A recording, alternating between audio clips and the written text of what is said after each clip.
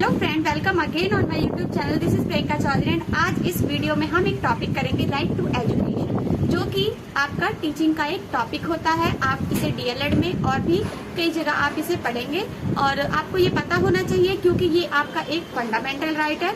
अगर आप डीएलएड के स्टूडेंट नहीं है फिर भी आप इस वीडियो को देख सकते हैं और इसके बारे में अपनी जानकारी अच्छे से प्राप्त कर सकते हैं कि राइट टू एजुकेशन है क्या। ये आपका सीटेट एंड ट्रिपल एसबी के एग्जाम में भी हेल्प करेगा, तो प्लीज मेरी वीडियो पूरी देखें।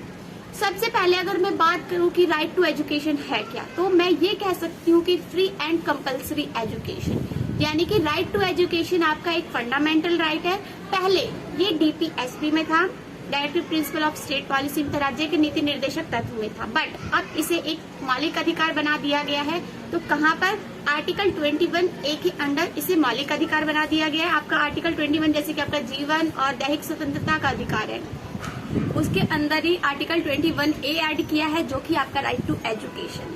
राइट टू एजुकेशन में आपको फ्री और कंपलसरी एजुकेशन का आपके लिए प्रावधान किया है कि आप जहां भी अपनी पढ़ाई करना चाहे आप कर सकते हैं। और उस स्कूल के टीचर कोई भी स्क्रीनिंग प्रोसीजर या ऐसा हो कि आपके मदर से आप कहे कि हम मुझे ये वाले सर्टिफिकेट चाहिए इन बच्चों के लिए, या आपके बच्चे ज्यादा एज के हो गए तो हम इन्हें अपनी क्लास में ले नहीं सकते हैं, तो ऐसा कोई नहीं कर सकता। ठीक है, आप अपने बच्चे को आप अपनी एज के अकॉर्डिंग आप एप्रोप्रिएट क्लास में आप उन्हें एडमिशन दिला सकते हैं। कोई भी स्क्रीनिंग प्रोसीजर नहीं होगा यहाँ पर, ठीक है। और अगर मैं कहूँ कि इंडिया कौन से नंबर पर आता है जिसने फंडामेंटल राइट बनाया है आपके शिक्षा के अधिकार को, तो आपका आंसर होगा 135वां देश है इंडिया, जिसने शिक्षा के अधिकार को मौलिक अधिकार बनाया है।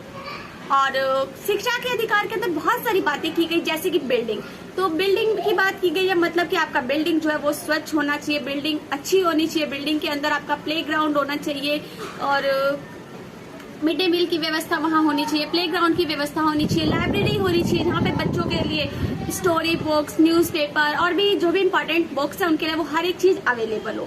और इसके अंदर ये भी प्रावधान है कि जो प्राइमरी स्कूल के बच्चे हैं, अर्थात जो आपके 5वीं तक के बच्चे हैं, उनके लिए 1 किलोमीटर के अंडर यानी 1 किलोमीटर के दायरे में उन्हें स्कूल का मतलब इतनी दूरी पर ही स्कूल हो, इससे ज्यादा दूरी ना हो, क्योंकि वो छोटे बच्चे हैं ना।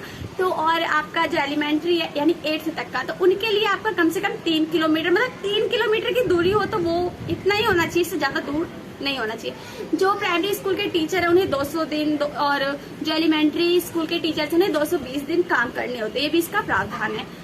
और एसएमसी मीटिंग ये जो आपकी है स्कूल कमेटी मैनेजमेंट, ये जरूर होना चाहिए, आपका शुड बी देयर। एंड आपका जो छोटे बच्चे हैं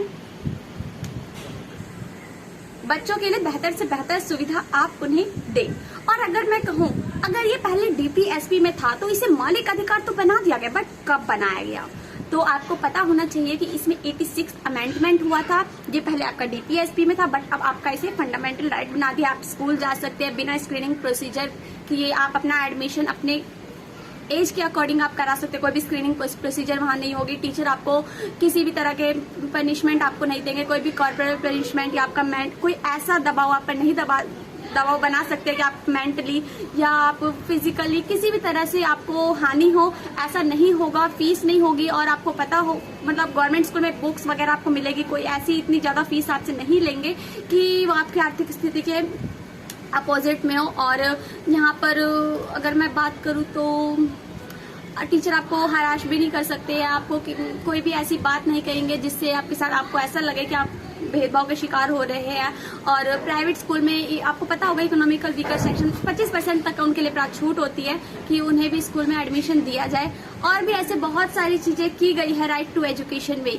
और अगर मैं बात करूं कि राइट टू एजुकेशन में टीचर्स जो है उन्हें कितने घंटे एक हफ्ते में काम करना होता है, अगर मैं प्राइमरी स्कूल के टीचर की बात करूं जो 5वीं तक के हैं, तो उन्हें एक हफ्ते में कम से कम 45 आवर देने होते हैं, ठीक है। और इनकी आपको ये भी पता होना चाहिए कि आप प्राइमरी और एलिमेंट्री स्कूल के टीचर्स के लिए अलग अलग व्यवस्था की गई है राइट टू एजुकेशन में।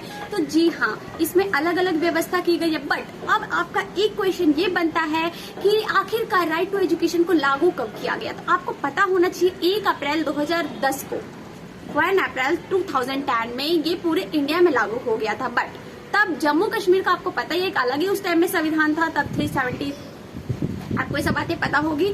तो उस टाइम में जम्मू कश्मीर को छोड़कर ये हर जगह आपका लागू हो गया था, राइट टू एजुकेशन, और बच्चों के लिए बेहतर से बेहतर फैसिलिटीज में उपलब्ध कराई जाती है, क्योंकि बच्चों का अधिकार है कि उन्हें फ्री और कंपल्सरी एजुकेशन मिले। Thank you so much for watching my video. अगर आपको मेरी वीडियो अच्छी लगी हो या आपको ये जानकारी बहुत पसंद आई हो, अगर आपको नहीं पता होगा, और आप एक बात और बताओ कि जो अभिभावक होते हैं, जो आपके माता पिता होते हैं, उनका राइट होता है आर्टिकल 51A के अंडर कि वो अपने बच्चों को स्कूल भेजे और टीचर बच्चों पर हाथ नहीं उठा सकती है। ये सब भी ऐसा प्रावधान इसके अंदर किया गया। Thank you so much for watching my video. अगर आपको मेरी वीडियो अच्छी लगे तो लाइक, कमेंट और सब्सक्राइब करें, दोस्तों के साथ शेयर करें। Thank you.